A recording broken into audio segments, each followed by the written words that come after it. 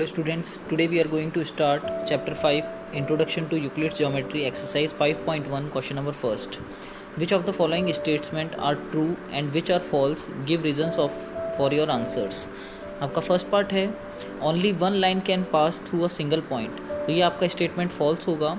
इसको हम एक डायग्राम से समझते हैं। यहाँ पर आपका एक पॉइंट P है, तो एक पॉइंट P है, तो इस पॉइंट से हम इनफाइनाइट नंबर ऑफ लाइंस को पास कर सकते हैं। तो आपको स्टेटमेंट में बोला है आपको only one line can pass through a single point, तो ये आपका स्टेटमेंट फॉल्स हो जाएगा। एक पॉइंट से हम इनफाइनाइट नंबर ऑफ लाइंस को हम पास कर सकते हैं। Since through a single point infinite number of lines can pass in the following figure it can be seen that there are infinite number of lines passing through a single point that is P। तो इस point से हम infinite number of lines को पास कर सकते हैं। तो आपका ये स्टेटमेंट क्या हो जाएगा? फॉल्स हो जाएगा। Now second part, there are an infinite number of lines which pass through two distinct points, तो ये आपका स्टेटमेंट फॉल्स होगा,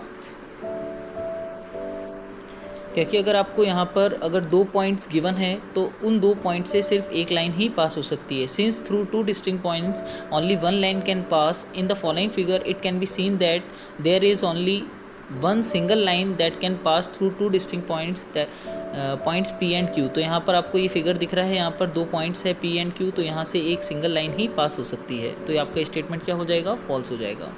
now third part, A terminated line can be produced indefinitely on both the sides। तो आपका ये statement true है। हमने introduction part के अंदर यूक्लिड्स का पोस्टुलेट सेकंड देखा है, उसके अंदर आपको बोला है a terminated line can be produced indefinitely, और ये हमने फिगर देखा था कि जैसे आपके दो पॉइंट है A और B, तो इसको हम लेफ्ट साइड में और यहाँ पर राइट साइड में इनडेफिनेटली हम प्रोड्यूस कर सकते हैं।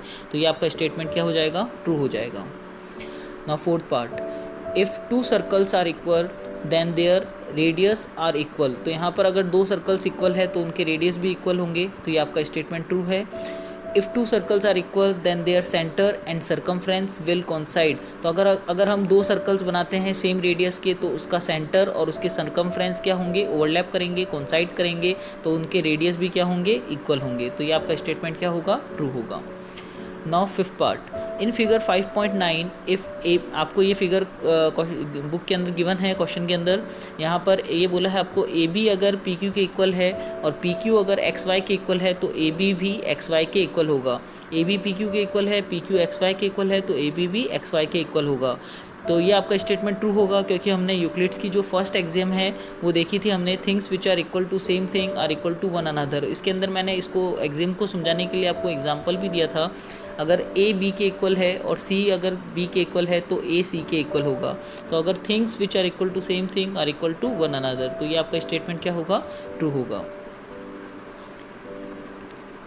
Now second question, give a definition for each of the following terms. यहाँ पर आपको कुछ टर्म्स दे रखी हैं, जैसे parallel lines, perpendicular lines, line segments, ये आपको कुछ टर्म्स दे रखी हैं और आपसे बोला है are there other terms that need to be defined first, what are they and how might you define them.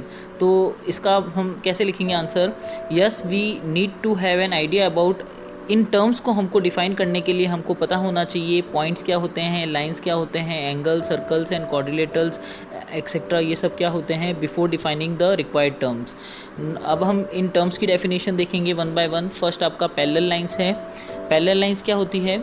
To straight lines which have no point in common are said to be parallel to each other. तो यहाँ पर अगर दो straight line जिनका कोई भी common point नहीं होता है, यानी अगर हमारी नॉन इंटरसेक्टिंग लाइंस हैं तो वो क्या होगी? हमारी पैरेलल लाइंस है। जैसे इस फिगर में देखें L और M, यहाँ पर इन दोनों लाइंस के बीच में कोई भी कॉमन पॉइंट नहीं है, तो ये हमारी क्या होंगी? पैरेलल लाइंस होंगी। Now second part, perpendicular lines, if two lines intersect each other at 90 degree. तो अगर दो लाइंस इंटरसेक्ट करती है, जैसे यहाँ पर L और M टू लाइंस है, इंटरसेक्ट कर रही है 90 डिग्री पे, तो ये हमारी कौन सी लाइंस होगी? L और M क्या होंगी? परपेंडिकुलर लाइंस होगी।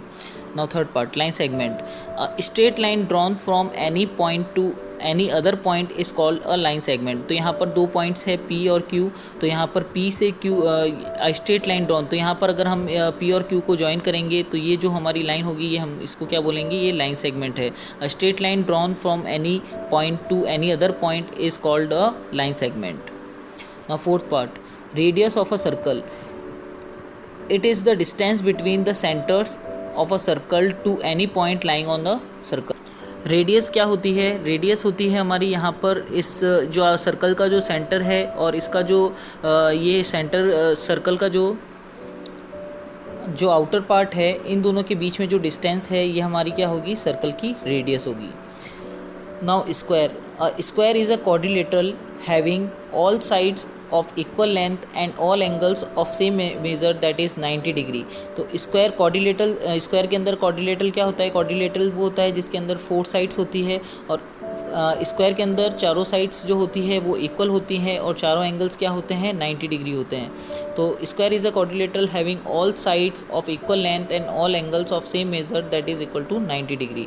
तो यहाँ पर आपको फिगर के अंदर एक स्क्वायर बनाया हुआ है जिसके अंदर ए बी इक्वल है बी सी के, बी सी इक्वल है सी डी के और सी डी इक्वल है ए डी के, और angle A, angle B, angle C and angle D कितने हैं? 90 डिग्री। तो ये आपका क्या है? एक स्क्वायर है।